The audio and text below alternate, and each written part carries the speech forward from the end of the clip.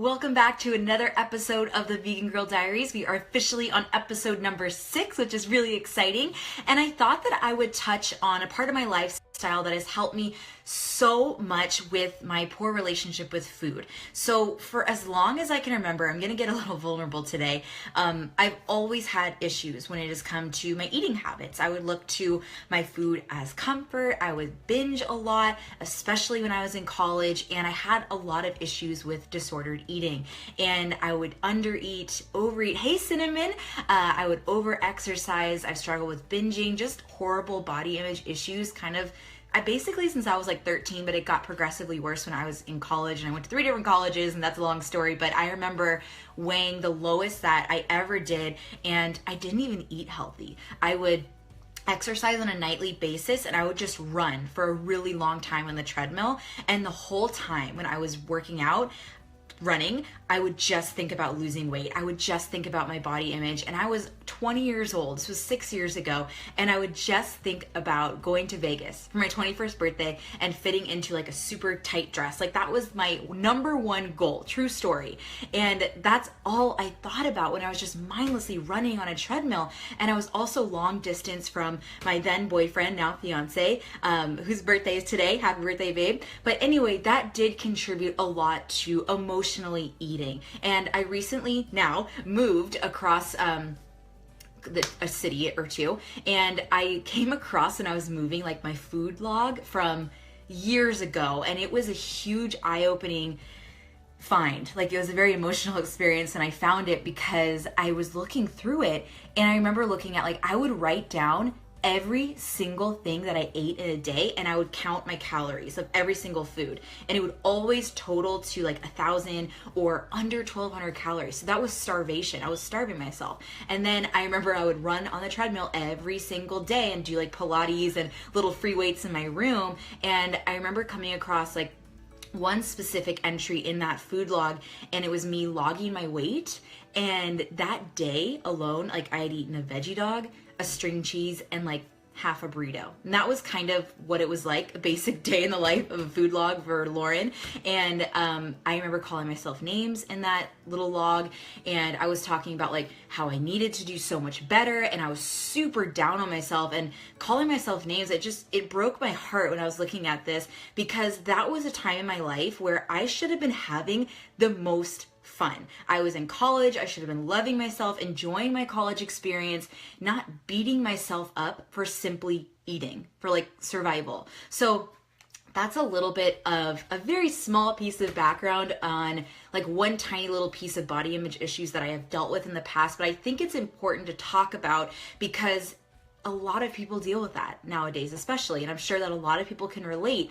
And I've never liked the way that I looked, especially when I was growing, when I was growing up, when I was in high school, when I was in college. And I'm sure, I would always, whenever I looked in the mirror, I looked at my flaws. And can you relate? Have you felt that way too? Because I would look at my flaws instead of embracing anything that I was proud of. And not just physically, but even with school, because that was the number one thing I did every single day. Besides workout, I went to school. And I'm a very hard worker. I'm proud of that. I've always been a good student. I never was late to class. I dreaded skipping class if I had to, even for a doctor's appointment. I turned every assignment in on time. I was a pretty awesome student, but I didn't care about anything except what I ate and when I was going to work out. It consumed me. That's all I thought about.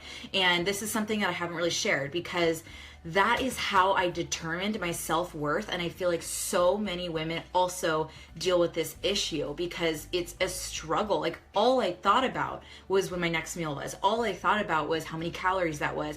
And it was horrible. And that contributed to so many different issues down the road. But I just thought and this is so sad to admit, but I thought that I would do so much better in school if I was skinny, because I am a super introverted person, but I was really introverted. And I thought, okay, if I just had, more confidence, and that would help if I was skinny, and I would attract more friends that way. So fast forward a couple months of food logging and just really being down on myself, I took a women's studies class, and it completely changed my world. As you can see, I have my feminist tank top on, #Feminist Friday, but that class woke me up and it stirred something inside me, and it really made me realize that my worth was not tied to the number on a freaking scale. I started researching body positivity all the time. I stopped my food log. It did take me a long time, but I still deal with body image issues. And I know people that do log their food and they need to for certain reasons, and that's okay, but I became obsessive about it. So it was a very unhealthy thing for me to do.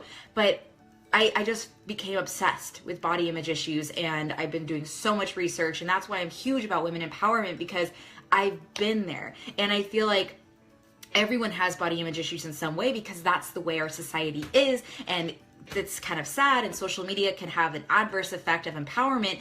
But my relationship with myself and food has improved so much and changed for the better, and it really did start with that class and just doing my own research. So fast forward a little bit, enter veganism a couple years later and majoring in feminist studies, and I used writing as a form of self-expression and love and therapy. And then I found intermittent fasting, actually the beginning of this year. And I've done every single diet. I've done all the quick fixes. I've looked into them, but obviously nothing worked, because that was not healing me from the inside out. That was just a short-term fix. But this year, I recently came across, intermittent fasting, because my fiance did it and he loved it. So I started it earlier this year.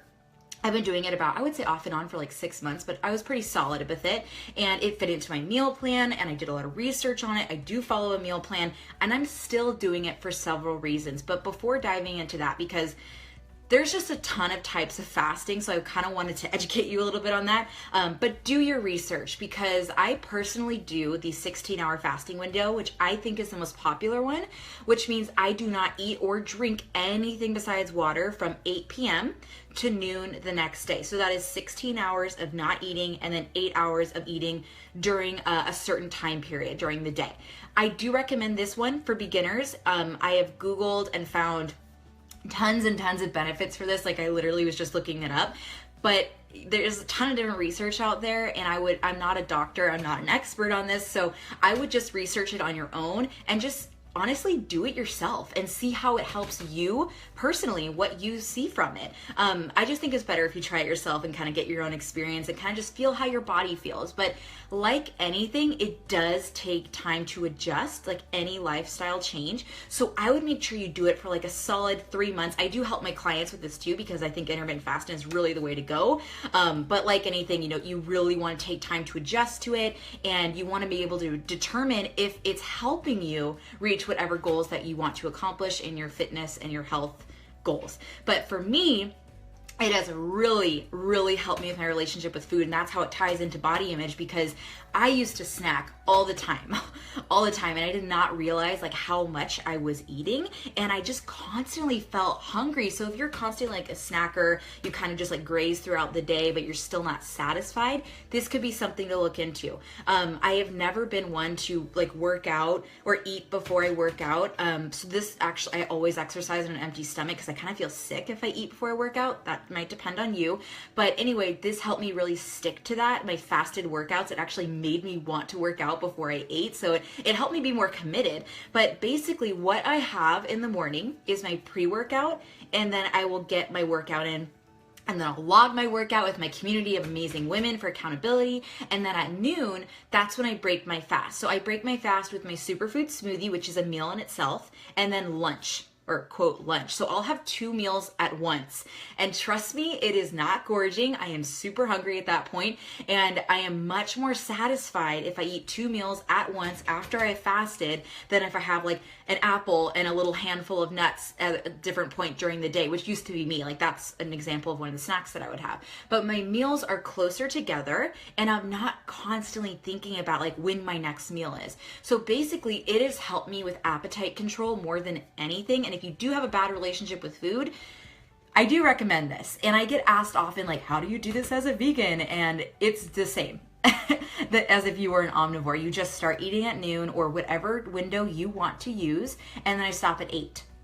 It's that simple. It really is that simple. But you want to make sure that you're eating enough, you're following a meal plan, and you're eating proper portions. That has been the biggest game changer for me personally, because I didn't realize how much I was eating at once.